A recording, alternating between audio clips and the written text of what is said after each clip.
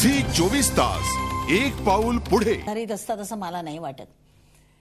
काय या अशा गुन्हेगारांच्या पालकांना खरंच झोडलं पाहिजे, कारण शेवटी या मुलांच्या बाबतीत लक्ष देणं हे पालकांचं पहिलं काम आहे. पालकच तेवढे सजग नसतील, नाहीतर अहो चौकट राजासारखे चित्रपट बघून कित्येक मतिमंद मुलं गेली असती की दत्तक, त्यांनाही नवीन आयुष्य मिळालं असतं. या बाबतीत चांगलं काहीतरी देण्याचा समाजाला समोर, कारण शेवटी चित्रपट काय सिरियल काय हा समाजाचा आरसा असतो आणि त्याच्यामुळे जितकं जास्तीत जास्त जे काही समाजातल्या वाईट गोष्टी आहेत त्या कशा होऊ नयेत किंवा त्या कशा त्याच्यापासून कसं सावधानता बाळगावी याच्यासाठी खरं तर या सिरियल्स आणि चित्रपट बनवले जातात. या गोष्टी करण्यासाठी त्यांनी उद्युक्त व्हावं अशी कधीही कुणाची भावना नसते, कोणत्याच सिरियल मेकरची किंवा चित्रपट बनवणाऱ्याची सुद्धा. पण काय मुळात हा चित्रपट कसा पाहावा किंवा ही सिरियल कशी पाहावी, त्याच्यापासून काय घ्यावं, या गोष्टी शेवटी त्या बालमनाबरोबर बसणारं कुठलं तरी एक सजग आणि एक उत्तम असा एक गायडन्स त्यांना हवा. दुसरं एक मॅडम मला एक प्रश्न असा आहे की शिवाजी बघून मुलं शिवाजी होत नाहीत, तुकाराम बघून मुलं तुकाराम होत नाहीत, ही वस्तुस्थिती आहे. आज हा मुद्दा चर्चेला याचं कारण असं, ज्या मुलांना पकडलं गेलं गुन्हे करताना आणि अतिशय गंभीर गुन्हे करताना त्यांनी या चित्रपटांचा आणि मालिकांचा प्रभाव असल्याचं मान्य केलं, म्हणून ही स्थिती चिंताजनक आहे. म्हणून मी तुम्हाला प्रश्न विचारला. मला नाही वाटत की त्यांनी हा प्रभाव असल्याचं मान्य केलं. हे नेमकं काय नेमकं त्या मुलांनी सांगितलं. हा एक गोष्ट होऊ शकते कदाचित की अशा प्रकारच्या म्हणजे फक्त क्राईम पेट्रोलच नाही किंवा अशा प्रकार जसं इतर मालिका आहेत तसंच एक या विषयावरच्या म्हणून या मालिका येत असतात.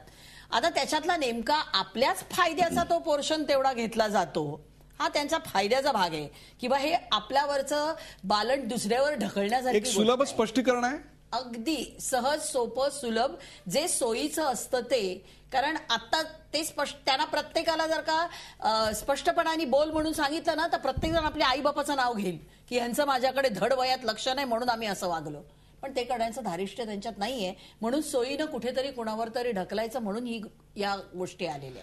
आपण या विषयावरचा एक वेगळा विचार ऐकलात की मालिकांना जबाबदार धरू नका, त्यांच्या पालकांना सुद्धा तेवढंच जबाबदार धरलं पाहिजे. याचं कारण पालकांनी मुलांकडे लक्ष दिलं असतं आणि मालिकातलं नेमकं काय बघायचं याचं जर शिक्षण दिलं असतं कदाचित हे झालं नसतं, असा विचार स्मिता यांनी मांडला. आपण या प्रश्नावरही चर्चा करणार आहोत. मला दुसरा प्रश्न घ्यायचा आहे डॉक्टर संदीप जाधव. डॉक्टर संदीप जाधव, तुम्ही एक नामवंत मानसोपचार तज्ज्ञ आहात. अनेक प्रकारचे पेशंट तुमच्याकडे येतात, अर्थातच त्यात बाल गुन्हेगारही असतील. मला तुम्ही सांगा, खरोखरच चित्रपट बघून माणसं गुन्हे करायला शिकतात का? तसं असेल तर अशा प्रकारच्या चित्रपटांवर आपण काय कारवाई केली पाहिजे? आणि तिसरं, हे न बघणारे सुद्धा मुलं गुन्हे करत असतात, त्याचं आम्ही काय करणार आहोत?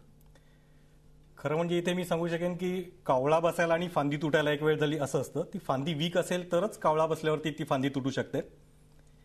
मीडियामधनं पद्धत आत्मसात केली जाते, टीव्हीवरनं मीडियामधनं ती आत्महत्या असेल किंवा होमिसाईड हत्या असेल याची वृत्ती टीव्ही आणि मीडियामधनं जन्माला येत नाही. ती जन्माला याचं प्रोसेस, कुठचीही गोष्ट अचानक कधीच घडत नसते. त्यामुळे ही वृत्ती डेव्हलप होत जाते आणि सर्टन म्हणजे आणि त्याच्यामध्ये नेचर आणि नर्चर या दोन्ही गोष्टींचं फार महत्वाचं हे असतं, रोल असतो त्याच्यामध्ये. तर नेचरमधनं समजा काही जर आलेलं असेल आणि नर्चरिंगमध्ये फरक पडला, जसं तुम्ही म्हणालात की पालकांना दोषी धरलं पाहिजे, तर नुसतं पालकांना दोषी धरून चालणार नाही. नेचर आहे, नर्चर आहे, एन्व्हायरमेंट आहे आणि त्याच्यातली ती वृत्तीला पोषक असं समोर दिसतंय. त्यामुळे ती वृत्तीपासून आपण सुरुवात करायला पाहिजे. जे म्हणतो ना आपण, जे पेराल ते उगवेल, तसं आपण काय पेरतो, कसं पद्धतीने पेरतो हे पण फार महत्वाचं आहे. त्यामुळे पूर्णपणे मीडियाला दोष देण्यात काहीच अर्थ नाही. मला सांगा, पेराल ते उगवेल हे सत्य आहे, परंतु आज बीजच मुळात जर बाल गुन्हेगारीचा असेल तर काय करणार? माझा प्रश्न असा आहे की बाल गुन्हेगारी किंवा गुन्हेगारीची मानसिकता अनुवंशिक असते का? म्हणजे डायबिटीस अनुवंशिक असतो, तशीच गुन्हेगारीची मानसिकता अनुवंशिक असते का? याला काही शास्त्रीय आधार आपण शोधलेला आहेत का? शास्त्रीय आधार याला नक्कीच आहे, कारण कुठचंही बिहेवियर, कुठचंही माणसाचं जे बिहेवियर आहे हे मी मगाशी सांगितल्याप्रमाणे नेचर आणि नर्चर या दोन्हीवरतीच अवलंबून असतं. म्हणजे एखाद्या आम्ही आता त्याच्यासाठी सायंटिफिकली समजा ट्विन मोनोझायगोटिक ट्विन स्टडी करतो. एक जुळं मूल आहे की एका सेलमधनं झालेलं, ते एक मूल चांगल्या वातावरणात आहे आणि एक वाईट वातावरणात आहे. परंतु समजा त्याच्यामध्ये काही जर डिफेक्ट असेलच तर ते दोघांमध्येही तो दिसून येतो. परंतु तो डिफेक्ट त्याच्यावरती मात करण्याची जी प्रवृत्ती असते, जी मात करण्याची जी प्रोसेस असते, हे सोशल इंजिनिअरिंग जे आहे ते अत्यंत महत्वाचं असतं. त्यामुळे कुठच्याही बीजाला जर आपण दोष देत राहिलो तर तशी बरीच बीज, म्हणजे गुन्हेगारी प्रवृत्तीचं मूल जर चांगल्या वातावरणात वाढलं तर ते आपलं गुन्हेगारीत्व विसरतं असं तुमचा दावा आहे. नक्कीच होऊ शकतं तसं. आणि एखाद्या चांगल्या वृत्तीचं मूल जर अशा गुन्हेगारी प्रकारच्या एकूण माऱ्यात सतत वाढत राहिलं तर त्याच्यामध्ये गुन्हेगारीचीही प्रवृत्ती येऊ शकते. त्याला माध्यमच केवळ जबाबदार आहेत अशातला भाग नाही. मला हाच प्रश्न घेऊन जायचा आहे डॉक्टर संदीप केळकर यांच्याकडे. संदीप केळकर हे अतिशय नामवंत बालरोग तज्ञ नाही आहेत, तर अतिशय दुर्मिळ आणि महत्वाच्या विषयावर, ज्याला आज नव्हे तर उद्याच्या भारतामध्ये अत्यंत महत्व असणारे अशा भावनांक या विषयावर त्यांनी अतिशय चांगलं संशोधन केलंय. ते वर्कशॉप घेतात. डॉक्टर संदीप केळकर, मला तुम्ही सांगा, हा जो सगळा एक वीक माइंडचा, एक कमकुवत मनाचा प्रकार आहे, याच्यामध्ये कुठेतरी भावनांक हा अतिशय महत्वाचा असतो. हा भावनांक म्हणजे नेमकं काय, तो मोजायचा कसा आणि त्याचा या बाल गुन्हेगाराशी काय संबंध आहे? काय की या बाल गुन्हेगारीबद्दल जर बोलायचं झालं तर एखादा निष्पाप बालक आपण म्हणतो की अचानक काही गुन्हेगार होत नाही. त्याच्यामधले जे वातावरणातले इफेक्ट असतात, पॅरेंटिंगमधले काही कमकुवतपणा असतो किंवा जी मानसिक वाढ किंवा भावनिक वाढ जी होत असते मुलाची लहानपणापासून, त्यामध्ये डोळसपणे जर का पालकांनी लक्ष दिलं नाही तर त्याचा परिणाम, ते दुष्परिणाम मुलांवर होऊ शकतो.